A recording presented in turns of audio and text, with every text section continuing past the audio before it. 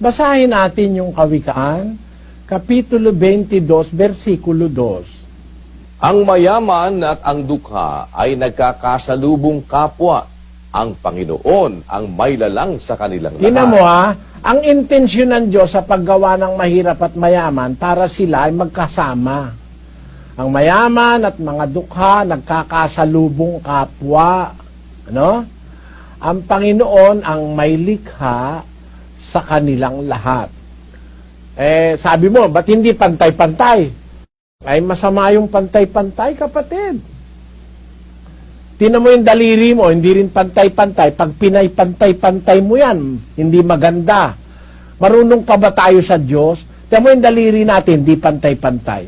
Pero pagka gagawa na siya ng tungkulin, gagamitin mo na, yung hindi pantay-pantay na daliri, nagpapantay-pantay na, oh. Pag dadampot ka na ng pagkain, ayun, oh, pantay na siya. Kung yan, pantay-pantay, pag dampot mo, may sobra riyan. Di ba ganon? Hindi ka makakadampot ng kanin na maayos. Yung daliri, hindi pantay-pantay kasi kailangan yon for a definite purpose.